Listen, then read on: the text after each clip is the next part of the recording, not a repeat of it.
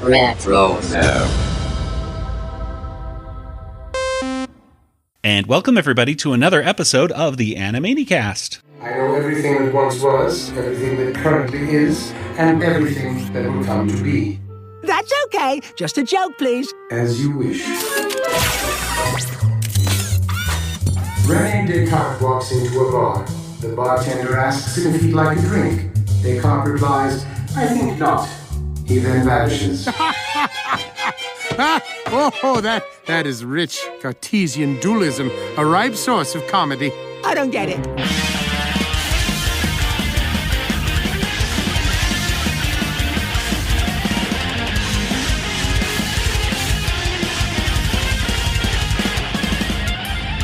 And welcome everybody once again to another episode of the Animanicast. This is the podcast that is dedicated to the animated television series Animaniacs.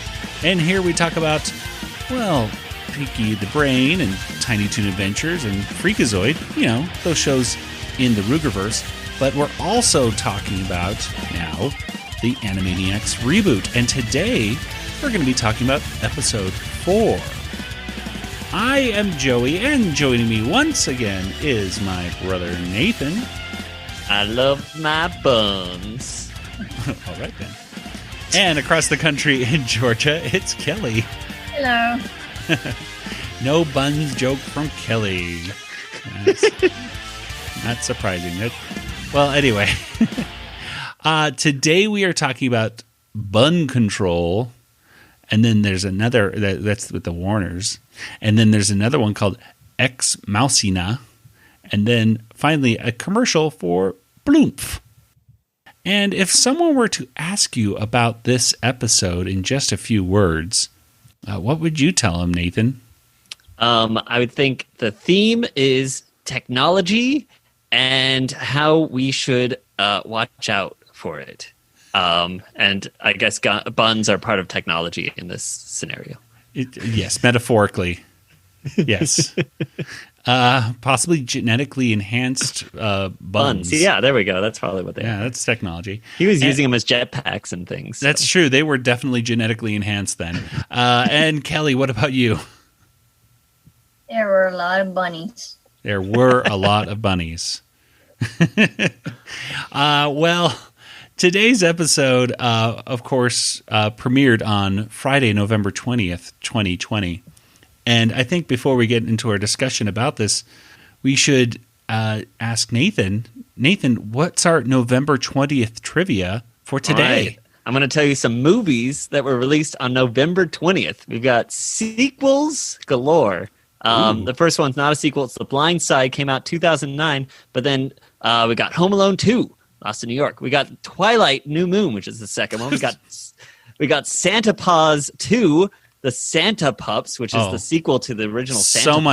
So much better than the original. We got Hunger Games Mockingjay Part 2, which is a sequel to the third book. It's kind of a sequel. So yeah, those are my sequels to the thinkquels. I was actually in the second Hunger Games. So not Mockingjay Part 2, but the second Hunger Games movie? Catching Fire. Mm-hmm. Catching Wait, Fire. you were catching fire? I wish. No, I was in a crowd singing. I was the titular. Yeah, if you pause it and go slow motion, you can find me. That's right.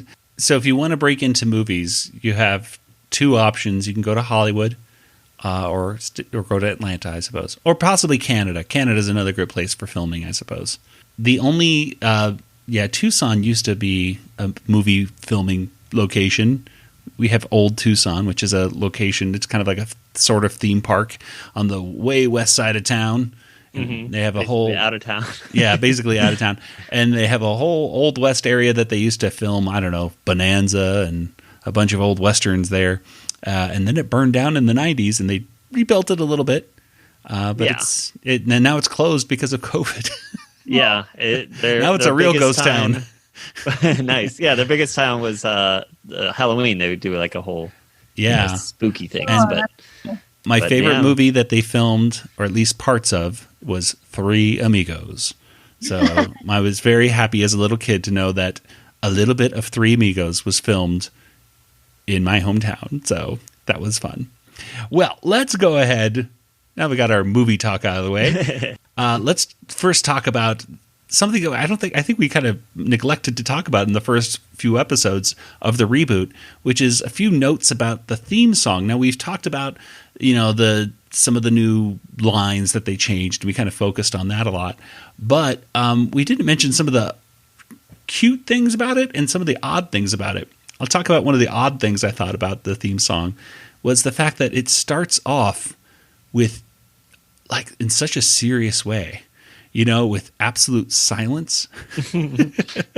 Isn't that kind of like, I always liked the original, right? It has like little Bugs Bunny jumps out or he's eating his carrot, and you're like, this is great. You're hearing like this wonderful musical score, and I am psyched. And now, boom, into the theme song, and now it's just Hulu presents Warner Brothers Animation. It's like, I'm about to. It's like anticipation for Star Wars. Yeah, or something. A Christopher Nolan movie or something. Yeah, it seems, but it seems so out of place for this cartoon. You know what I mean? It's too late for this season, but I really hope that at least for the second season they make it a little bit more fun. That's just a small little note. I don't know what you want, like someone to be talking to, like, we're gonna have good time. No. Yeah, Bugs Bunny again or something. I don't know. Warner Brothers Animation, and have some music, just da da da da da da, like that. That'd be fun. It's just kind of weird. When we were watching Veronica Mars on Hulu, there was always like this little clip from the latest season of Veronica Mars and sort of this intro music, and before it would lead into the show, and that would tell you you're about to watch Veronica Mars. Yeah, exactly. Just something anticipatory, kind of something to get ready.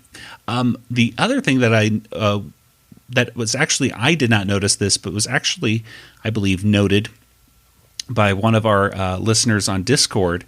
Technotron, I believe, was the one who noted this. When they're signing that contract for 2 seasons, Wacko's A that he signs looks like a 2.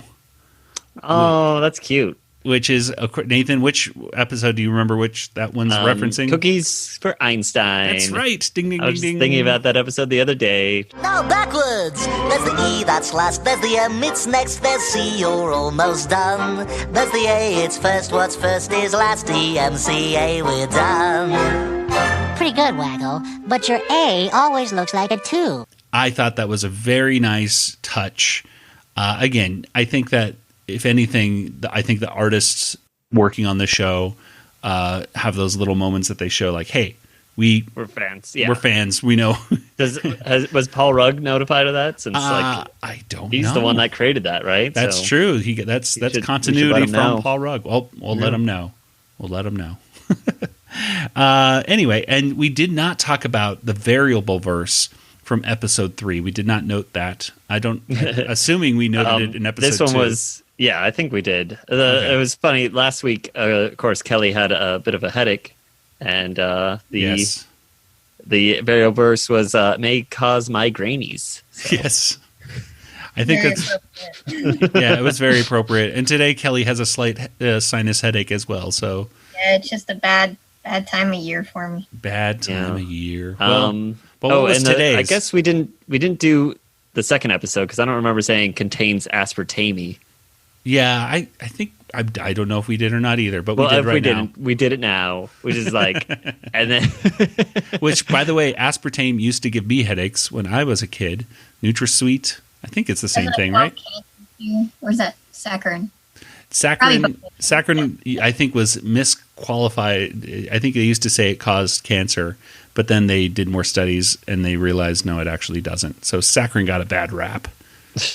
So, and today's, I think Kelly can explain. It's never mansplainy. I don't know what that is. Never mansplaining. Oh, you're all like, the girl can explain it. So that just means don't talk to someone, usually female, like everything, and act like they don't know anything. No, I don't think that's it. Yeah, let me tell you. You got that wrong. You got it all wrong. Let's tell her what it's really about, Nathan. No. Yeah. So apparently, a lot of female Star Wars fans get mansplained a lot. I would imagine so. People Yeah. complaining about it on Twitter. I've never had any He problem. has the Force. Do you know? You see, the Force is Something that combines. I don't know. I got a mansplain. Someone it else to you. explain it to me. Well, anyway. Yeah. Well, it's done in a very. I don't care. You know who it is. I'm the one always explaining Star Wars to people that I talk to. So they come to me for the info. Like my sister's always like, "What was that in the Mandalorian? What does that mean?" And I have to Kelly explain to her. Yeah, is it possible for a non-man, like, can a woman mansplain? Because like you can commit manslaughter if you're. That's right. Well, that's a good question. I mean, I'm sure they can. I would assume so. I don't. think there's a different term for it. So. And if Yeah. you're talking about the Mandalorian, is it And we want Mandalorian to be splaining? gender neutral, like in the theme song, and just in general, you know. Yeah, I'll assume a woman can. It's just that a man's always going to be the one who does it. True, because we're guys and we're dumb. The other ones, they get the bad rap for it, anyways. Mm. Yeah, we're too loud, so we usually get about. Anyway, we talked too much about that line. It was. I remember when the trailer came out, though, that was a That was divisive, controversial. Yeah, which was like, come on, guys. Like, to me, it was like, really, you're getting upset about that stupid variable verse, which is just a That's the stupid. hill you want to die on. Yeah, I'm like, okay. Well, anyway, because there's other things to get upset about, which we'll talk about this episode. Yes, no Steven Spielberg in this one. Yeah, okay. Well, let's get right into it. Let's go talk about the first segment, which is Bun Control.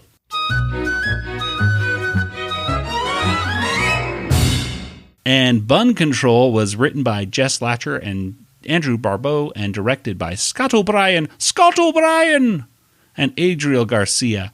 And Nathan, why don't you tell us what happens here in Bun Control?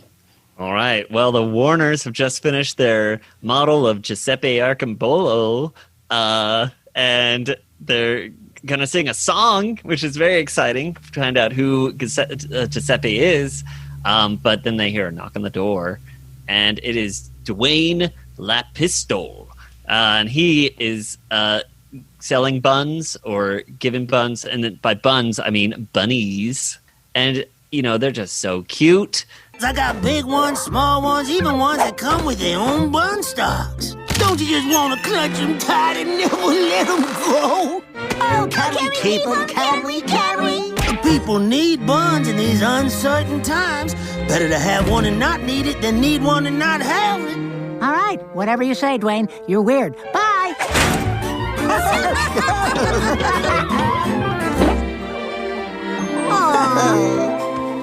We got a total of 2 bunnies. So I don't know what's going to happen with these 2 bunnies. You know, who knows? You know, this Dwayne Lapistol, he's moved downstairs. He's their new neighbor. He has a whole barn, a whole bunny ranch kind of thing going on down there. The next morning, you know, we've got bunnies in the cereal. We've got we're brushing our teeth with bunnies. We got bunnies on our feet. There's bunnies everywhere because they are multiplying. There's a bunny on your head, and in your spoon, and in your mouth. Turns out that bunnies multiply. So they decide to return the bunnies to Dwayne Lapistol. But he does not take no returns, no refunds, nothing like that. In fact, he says you should get more buns because you may feel unsafe. And the best way to protect yourself from someone with lots of buns is to get lots of buns yourself, you see. Your problem is you don't have enough buns. Studies show that owners of multiple buns feel safer from the threat of other owners of multiple buns. Oh, now you're just fear-mongering. That's the 4th worst monger, right after war, rumor, and fish. They're like, why don't you go talk to the CEO? So they go to Norita, who is our new CEO. So we got this is the second time we've seen her, I think. Yeah, I think so. With a big painting of plots. Yeah, so this is our first appearance of plots, and only maybe appearance of plots in this. I think this is the only time we see. But it was nice to see that he was on model. Like he looked exactly the same as the original, which was nice. That's cool. And she's like, "Hey, it's your constitutional right to have a bun, and maybe it's not in the Constitution, but still, they're not happy. So they decide to go to war with to fight the big Dwayne Lapistol. So now we have this cool like anime scene where like Yakko is like a Dragon Ball Z character or something, and Wacko is like this really big guy who likes to eat, and he creates force fields, and Dot has like a bow and arrow. Let's do this! Yakko Warner! Yak attack! Dot Warner!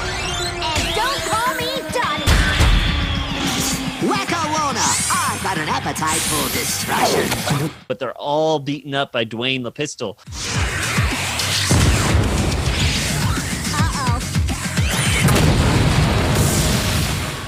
So they decide to call in the big guns, which is Australia. And they've apparently had some bun control in Australia at some point because they've got dingoes, and dingoes come flying down, but they don't eat the buns. That's just a bun buyback program. So they return all the buns, and Dwayne Lapistol's also returned and shipped away. And then the Warners are talking about something about, I don't know, there's apparently some hidden meaning to this I didn't get. Oh, I get it. This entire sketch is a metaphor for shoes. Yeah, Wacko, because America has too much high-capacity shoe violence. What is it then? Banks? Motorcycles? Varieties of salad dressing? What? We'll tell you when you're a little older. But Wacko thinks it maybe about, it's apparently not about shoes, and I don't know what it. I guess that's how it is. Yes, a very thinly veiled metaphor, which, as I mentioned, like when our initial conversation of this, I was so dumb. I actually didn't quite get it until the end of this episode the first time. But I think it was because, number one, I started watching these episodes. When we got our media package, this was part of the package of episodes they gave us.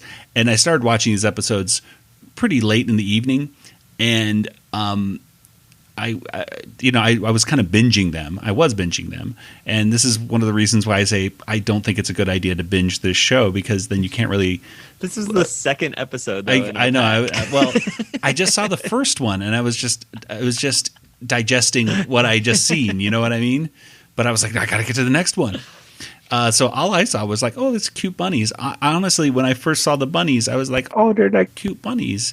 And I started thinking, I think I got distracted by anime, and then I got distracted with just thinking about Rita and Runt.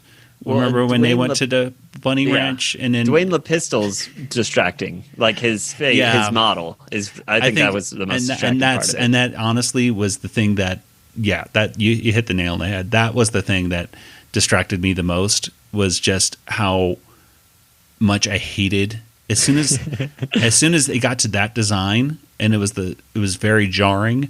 I already could tell that the characters, the humans in the show, were going to look different. But this was the first time I was like, "Oh my gosh, what are they doing?" Because it was all of a sudden Skeletor. Well, this was the second episode we saw, and this is the first time they really. Because other than this, we only see like Rita in the first one. Yeah, we see she looks like pretty normal. a little, like there's like that weird agglomeration of like Superman, and like there's that whole song.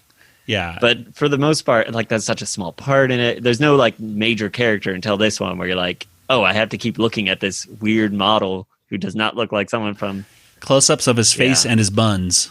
Not the bunnies, but his buns. And then so I was just so distracted and kind of disgusted by all of that I think I wasn't even getting the metaphor. Just a combination of a lot of things that it wasn't until like the dingoes came and I was like, oh... That's how slow I was on this episode for some reason. But I totally got it this time from the very beginning. Even talking about, bun stocks and stuff when they show a bun with stockings and bring out the big buns and, stuff like that.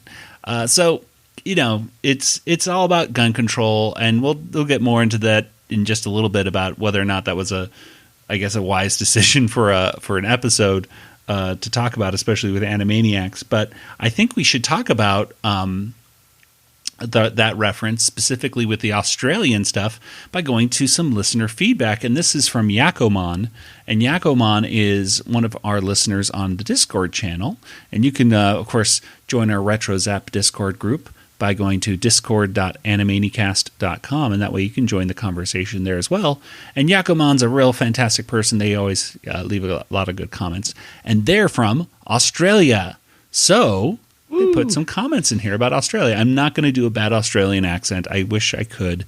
I could, but, I'm not going to. It says, "Hey there, Yakkomon here. As I mentioned on Discord a couple of days ago, I thought I would send through some Australian references in the episodes, as some of them are a bit subtle, but really familiar to me, and apologies in advance for the long email. The musical cue that plays when the dingoes jump out of the plane is an old traditional Australian folk song called Waltzing Matilda.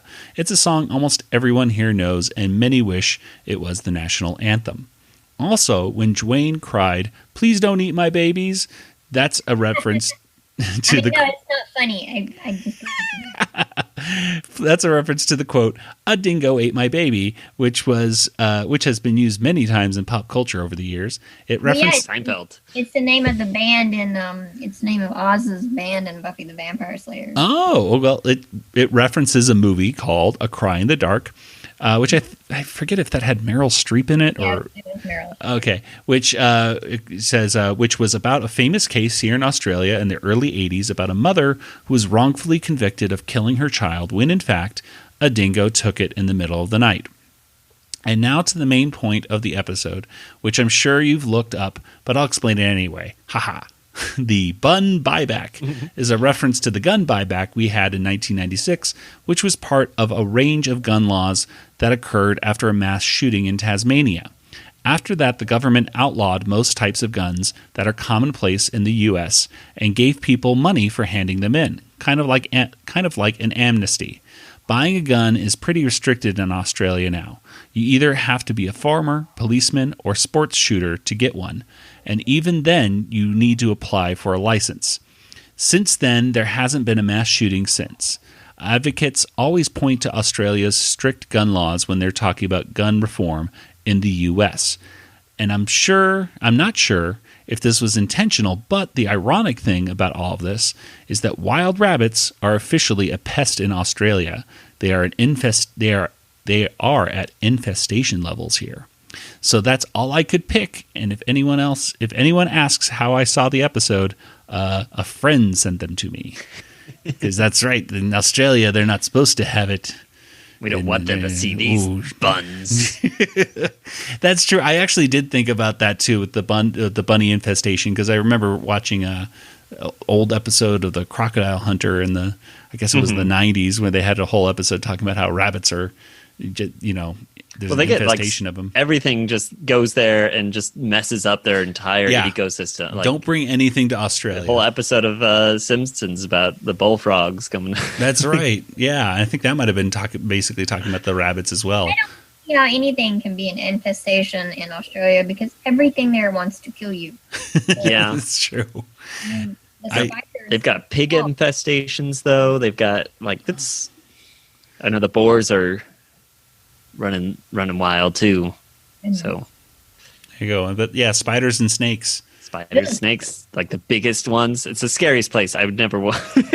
Yeah, and even the platypus, the platypi are poisonous too. Well, only the female. Oh, I don't know. It's only one of the genders, I think, has the poison tail. Don't koalas have chlamydia or something? A lot of them do, yeah. So the koalas have chlamydia.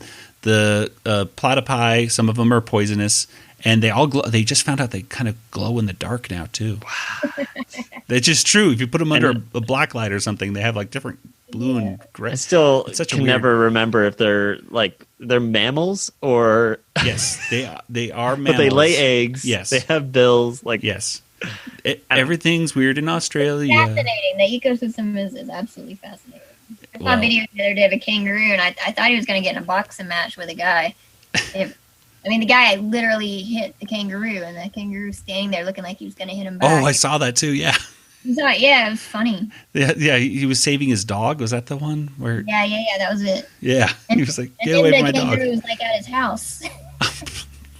So you got to watch out. There's kangaroos, everywhere. You can punch them in the face. They don't care. Anyway, he stood straight. He didn't blink.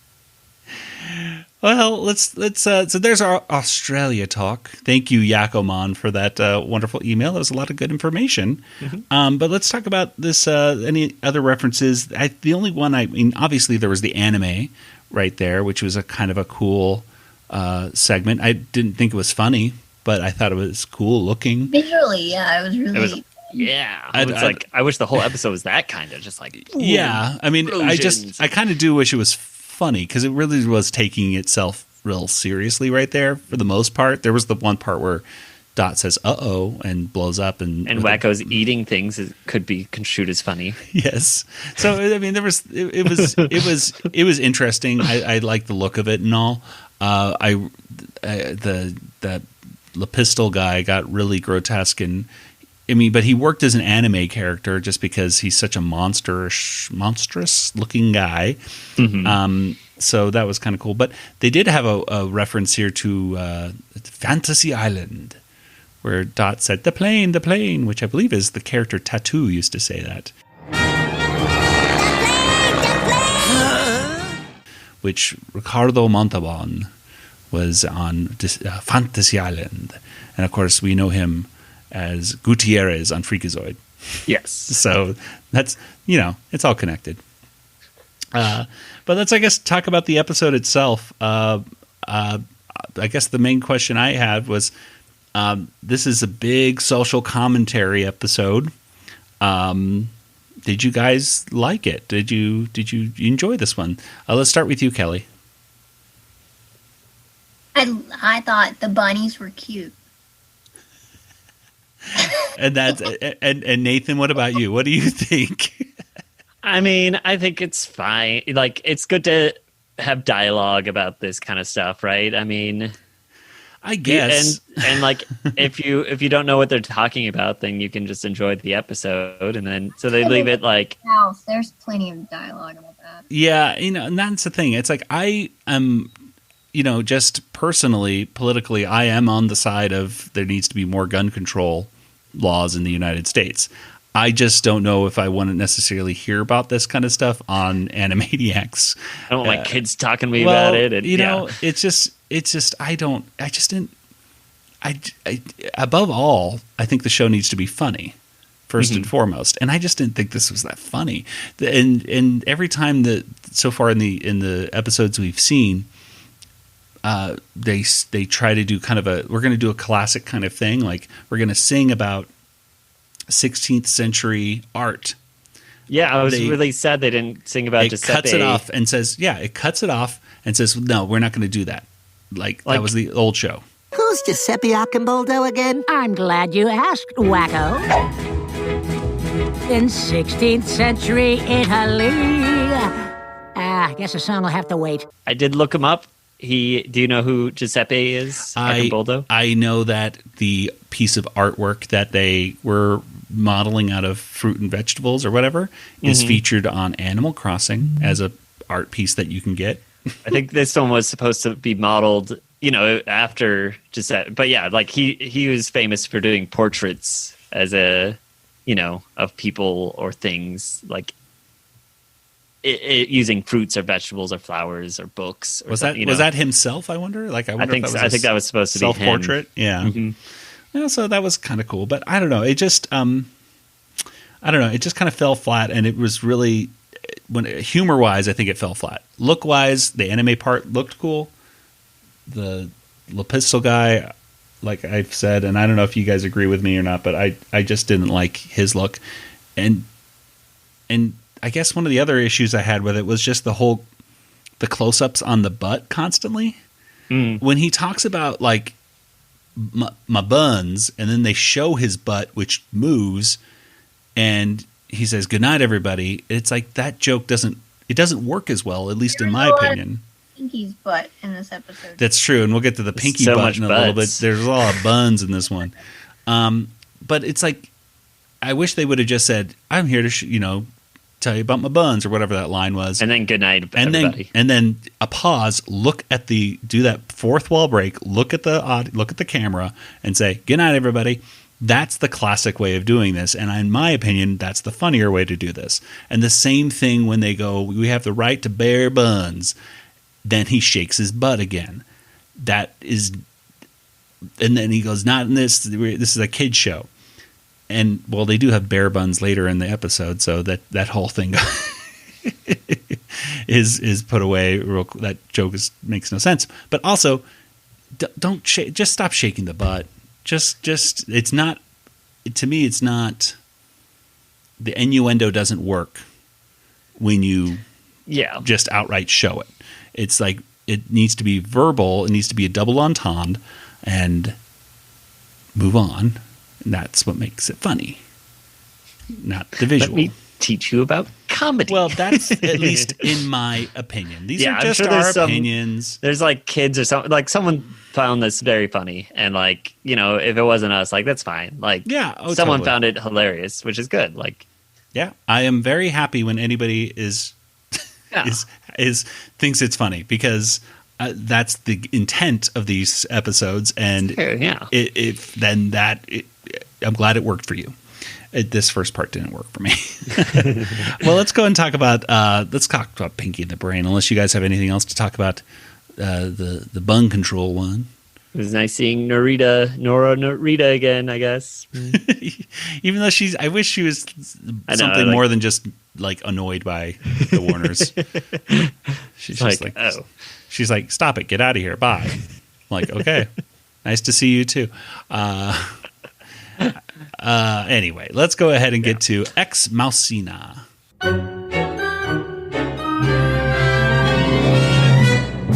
And Ex Mousina was written by Greg White, Lucas Crandalls, and Timothy Nash, and it was directed once again by Scott O'Brien. And this looks like it has to be a reference to Ex Machina, right? Which I've never seen, but it's about a guy and a robot girl. Yeah, Ex Machina. Ex Machina, yeah. Which is it's from the term Deus Ex Machina. Ooh. It's a really good movie with Oscar Isaac and Domhnall Gleeson. Poe is in it? Star Wars people. Yeah, it's all Star Wars people. Poe. It's like a prequel. Yeah. Check it out. Not really. It's them. They don't say their names, but it's that. No, we know it is. But Deus Ex Machina is God from the Machine, and it's like they used to roll out people on the plays in Greece or whatever. They like the God character would come out and save the day. So it's a term like in movies they'll have this Deus Ex Machina who's like this, like in the Avengers movie, like everything's about to go wrong, and then like Thor comes in and saves everyone. It's like Deus Ex Machina. Like we just need something to like get us out of this situation, so let's just throw this. Well, there you go. Some character to come in. So, well, let's talk about the Machina or whatever in this. Kelly, why don't you tell us what happens in Ex Mousina? Okay. Brain's got a new idea to take over the world, and he has basically made a robot, and he calls it the Binary Rodent Artificially Intelligent Nanotechnology, or BRAIN, or Brain. Hello, Pinky. It is a pleasure to meet you. That is the fanciest microwave I've ever seen, Brain. He's not a microwave, you imbecile. Brain represents rodent-kind's crowning achievement in whole brain emulation. Well, he's a microwave too, though. Look! Defrost, popcorn, or enslave all humanity. Stop that! So, he sort of sees him as his son, because Little Brain, I'll call him Little Brain just to differentiate him from Other Brain. Because he's super smart, and Brain sort of sees him as an equal, and he's just really pleased with his creation.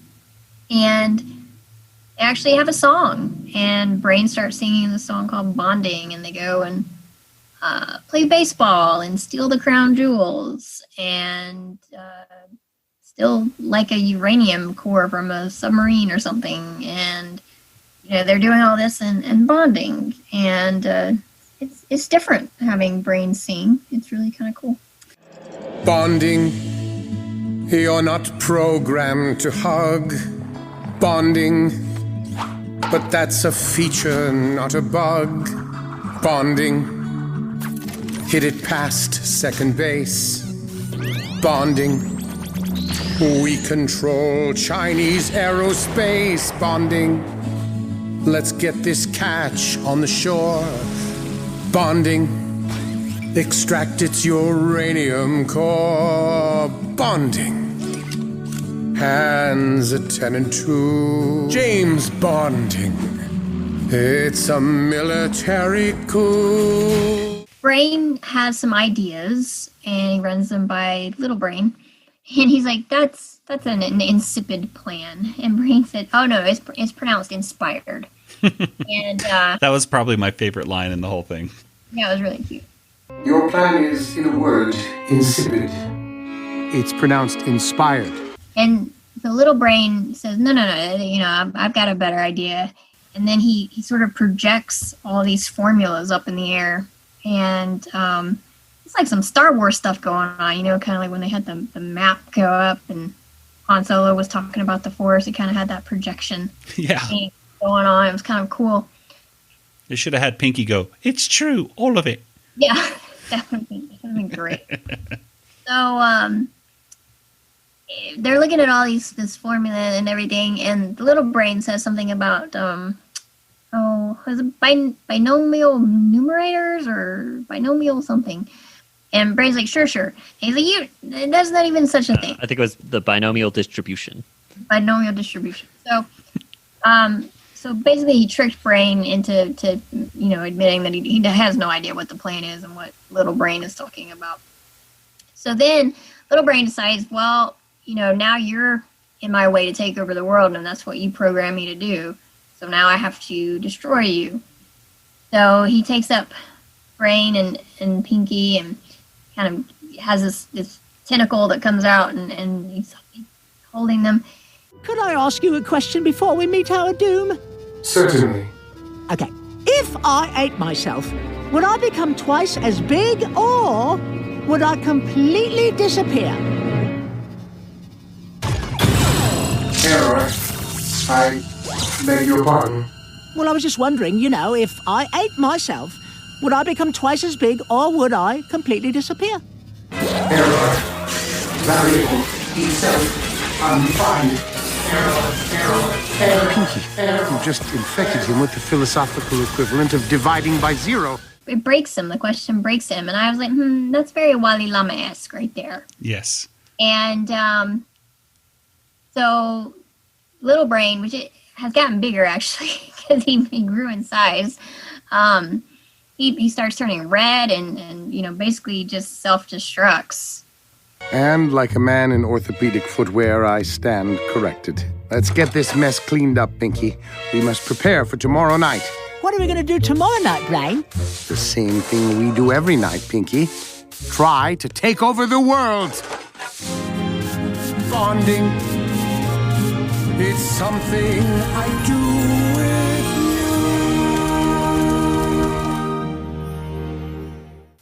you. The end. Yes, some cool little parts right there. The dramatic runaway as they're escaping Little Brain blowing up, Big Brain blowing up, whatever. It was almost looked like the Titanic, almost like when Pinky's putting up his arms. So some cute stuff in here. Let's talk about some of the references in here. Obviously, they're talking about Nathan, what was the thing you were talking about? The binomial. What's the thing? Binomial distribution. Is that real? Is that sure? You can have a binomial distribute. You just distribute the binomial, I guess. Thank you. Okay. Well, I think I guess really. I mean, we already talked about the main reference with Ex Machina, but. There's some other stuff talking about like philosophers, right? This is the one. Yeah, that was my favorite joke. Was the right. Descartes joke. So that was a cute one. I actually missed that the first time with I don't know why, but I think it's some of Little Brain's delivery is obviously reading a robot is so dry and so mechanical that it was sometimes a little hard to understand what he was saying necessarily. Yeah, I've told that joke multiple times though since I first saw this. Good. It's a killer. It's a killer. It's working. Okay. Yeah. Okay, good. And it says in our notes on the wiki, it says this is the second time Brain has a quote-unquote child. The first time was back in the spin-off episode, Brinky, where Pinky and the Brain's DNA gets mixed up into a clone named Rami. And so we'll have to see that episode someday. It also kind of reminded me a little bit of the Animaniacs comic book. Didn't we see something? Didn't we read something, Nathan, about him having sons, or was it just him having clones? I forget. Right. It's like, and he's also had robots before too. Right, with the Brain's Apprentice. Yeah. So there's. I feel like there was maybe a comic. It feels like if this definitely feels very Pinky and the Brainish. It seems, is always the threat, I guess, with these episodes is of definitely being repeated because of, you have mind control and you have all these different things that, and they're going to have a singing thing that kind of felt like Bubba Bo Bob Brain in some ways later with aliens. So, it calls back, I think, if anything, to other episodes. Yeah. They mentioned Icarus, flying too close to the sun and melting his wings. And Nathan, you put at the end that Brain confirms Pinky is brilliant. Yeah. Therefore, he could be a genius. Yeah, maybe he's the genius, and the one is a genius, the other's insane. It's just. Well, I found a couple other things that I thought were kind of callbacks, I suppose, even if they're not directly related. But it kind of reminded me when they were pulling tarts and stuff out of the Little Brain. It was reminded me of actually Star Warners a lot, where Brain was R2-D2, and Pinky kept going in and pulling out stuff out of him, like a refrigerator or a microwave or like a toaster, stuff like that. So, similar. This is what Pinky does when he's around robot mice. He just puts food in them. And there was another thing which I don't know if it's actually a reference or not, but I'm going to say it is. At one point in the song Bonding, Brain says, James Bonding, like that, which there is a podcast. I don't know if they're still recording, but Matt Gorley was one of the hosts on it, and it was called James Bonding, and it was all about James Bond and going through all the movies and stuff like that. And Maurice LaMarche was on the show in 2018, in April of 2018. And he's a big fan of the show and of James Bond. And I was thinking, I wonder if he really snuck that in there, perhaps as a kind of salute to the podcast, because he would have been on the podcast around that same time of recording this. So if it's not a direct reference, then it is a awful. It's a very good reference to James Bond. Yeah, that's very true. And if it not, it's just a coincidence, but a very cool coincidence at least. And yeah, so that was about it for the references. What were some of the things that you liked? Or say that again, Kelly. You mentioned the Ozymandias. Ozymandias, you didn't mention it. I didn't. Show this dullard how well you speak. What would you like me to say, Father? Anything. A recitation, perhaps.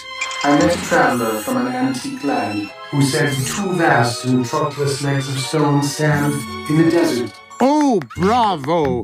Shelley's Ozymandias, a wonderful choice. I always say Ozymandias, so I don't know. I don't know how to. I wasn't familiar with it at all. Oh, as soon as the robot started reciting it, I was like, I know that. Well, because I'm an English major. See, I read it for the first time for this. I was like, oh, that's really good. I understand those. Look at my kingdom. It's a poem. It's an old poem. It's a good one. Shelley. Yeah, it is very good. Well, let's talk about the stuff that we liked, or maybe some of the stuff that you didn't quite like. Let's start with you, Kelly. What did you like about this Pinky and the Brain? Well, I like the poem reference because, like I said, I recognized it as soon as you started saying it. So you know how I feel smart when they start. I liked the look of Little Brain. I thought it was a cute little robot. Those ears, and I liked the song. I mean, it was mostly, kind of spoken more so than really sung, but I thought it was cute. And, there's this whole montage that I thought was really sweet. And that's all I can think of. Nathan, what about you? I liked the robot brain. I thought he was really funny. Should we explain why the Descartes joke is funny? Well, I suppose so. Nathan, tell us. I don't know. I mean, okay, so Descartes had the philosophy of "I think, therefore I am," which if he thinks not, then he doesn't exist. Really, the saying is more like he was trying to figure out whether he exists at all, like. Because he's like, I could be asleep, I could be dreaming or something, I could be someone else's fantasy or something. But he's like, okay, well, at least I can think. So therefore, in some aspect, I'm alive. And like he had this whole Cartesian dualism, which is like your mind and body are like not necessarily the same thing, where you start losing your arms or something and you're still you.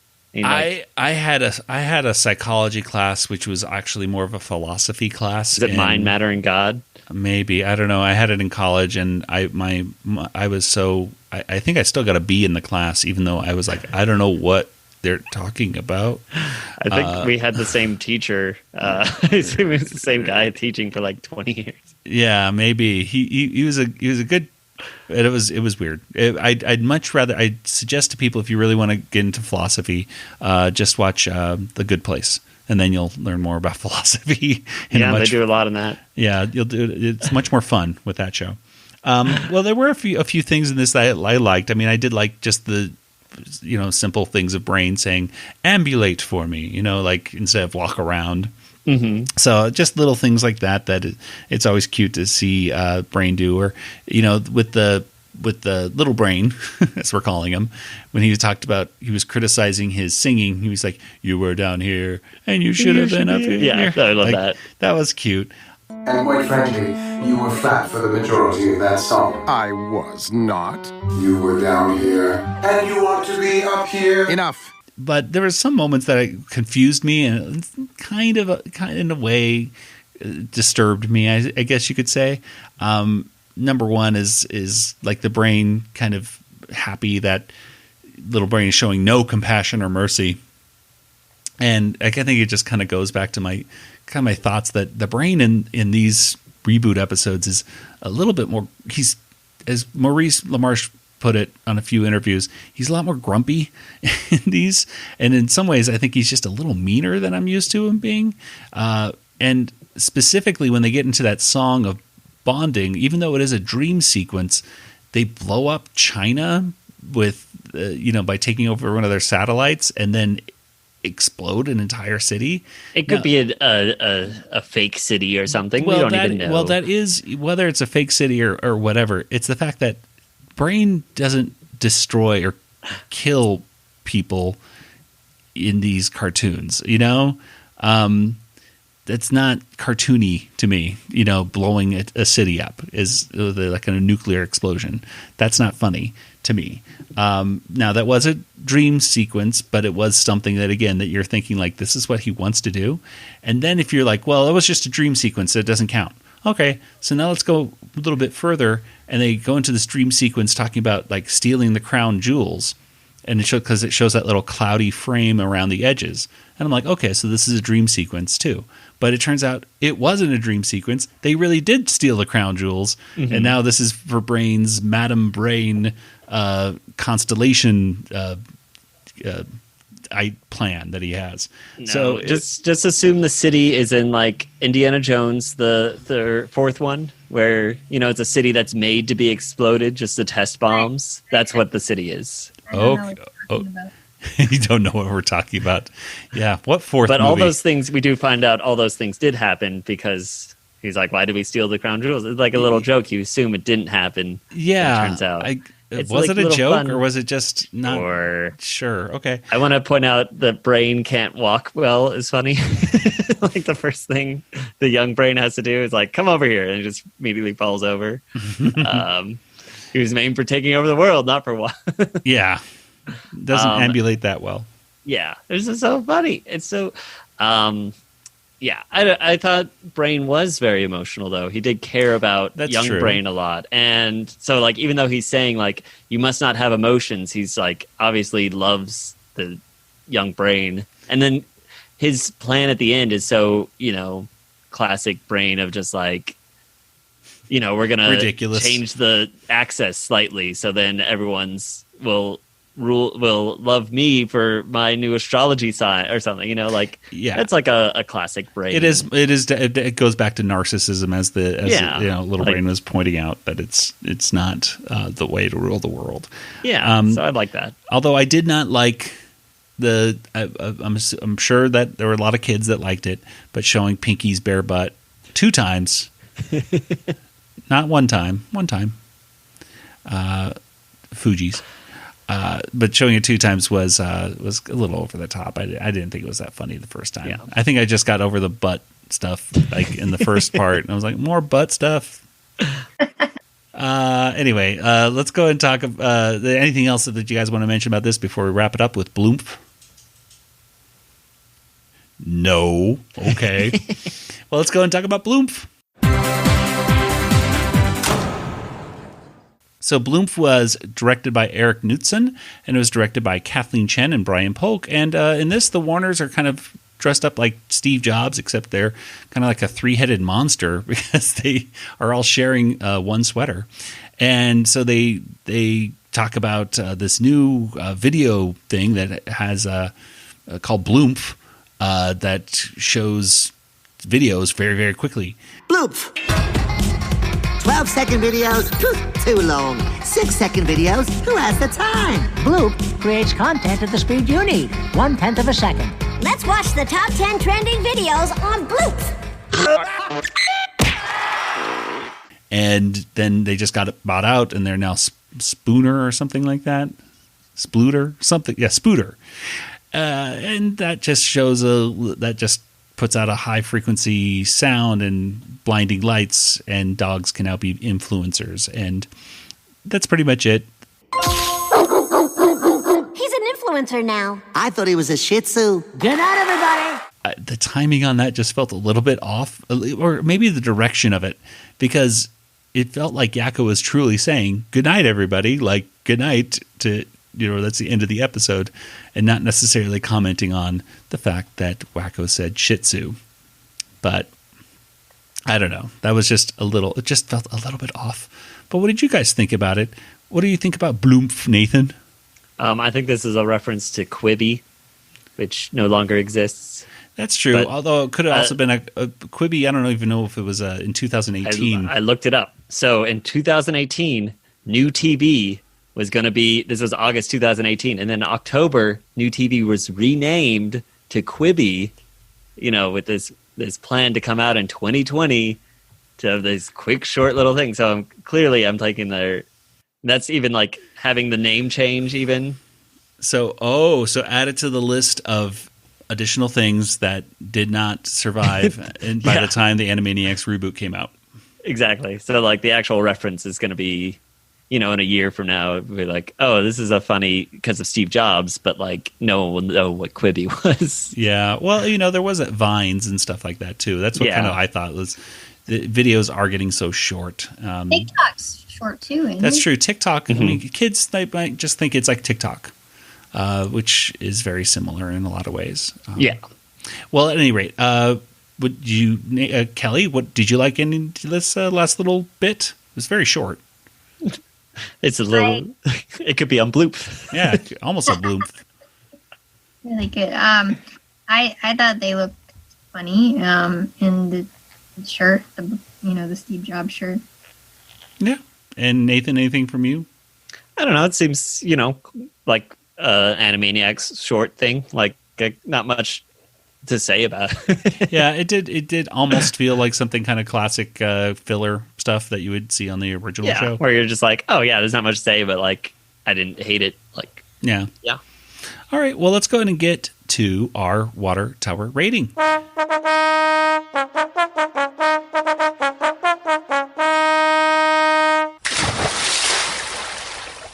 Well, what do you guys think? Out of 5 water towers, how many water towers would you give today's episode? Nathan, let's start with you. I think I'll give it the highest of the group. I think I'll give it like a 4. Wow. I'll say a 4. Because I thought the anime sequence was really cool, and the references to Descartes and these other, like, all of this. It was just like a lot of fun. So it's just a fun little episode. Say 4. Okay. Kelly, what about you? I'm going to give it a 2. I thought the buns thing was not funny, but the bunnies were cute. And then the Pinky and the Brain segment, it was okay. Like I said, I liked the song, but yeah, I don't know, it just didn't really make me laugh. I didn't think it was hysterical or anything. So yeah, it's not my favorite episode. I mean, I guess it'd be my least favorite so far. Okay, wow. I'm gonna go. I'm really been on the edge of 2.5 or 3, and I'm gonna still am. I'm going to say 2.5. Okay. Just because, again, my initial, I got to go with my initial gut reactions to this as well, which I remember writing down. I hate the bunny episode, and that was my only note with my initial watching of this. It wasn't funny. I didn't think it was, and even though I agree with what they were trying to say, I didn't agree with the approach that they were taking on it. I didn't think that the satire, I mean, Dot says it's biting satire or something like that. I just didn't think it was very good satire, and it didn't really work. I just didn't really like that, so I hate to do it, but I'm going to give it a 2.5. I really wanted to give it a 3. I almost did, but now I went down to 2.5. Sorry. Let's go ahead and get to our contact information. Nathan, where can people reach you online? I'm on Twitter, Joey. Really? Django FT. That's me, Django FT. Okay, got it. And Kelly, what about you? I'm also on Twitter, Yoda Princess, YODA, CSS, or email me, Kelly at BigShinyRobot.com. All right, as for the Animanicast, Facebook, we're on Twitter, we're on Instagram, and of course you can go over to Animanicast.com, and that'll take you to our RetroZap archives. Speaking of RetroZap, we're a proud member of the RetroZap Podcast Network. Go ahead and subscribe to the RetroZap podcast feed. You could get all of the RetroZap podcasts, including this one, completely for free on any podcast player. And hey, if you're in the mood, head on over to our Discord channel, discord.animanicast.com. You can talk with us and other folks of RetroZap writers and podcasters and listeners of the show. It's a good positive place to talk about fandom. Well, that'll do it for today's episode. So, for Nathan and Kelly, this is Joey saying, good night, everybody. Good night, everybody. Good night, everybody. This podcast is not endorsed by Warner Brothers or Amblin Entertainment and is intended for entertainment and information purposes only. Animaniacs, Tiny Toon Adventures, Freakazoid, the Warner Brothers logo, all names, pictures, and sounds are registered trademarks and or copyrights of their respective trademark and copyright holders. All original content of this podcast is the intellectual property of the Animanicast unless otherwise indicated. You're not laughing. Ha, ha, ha.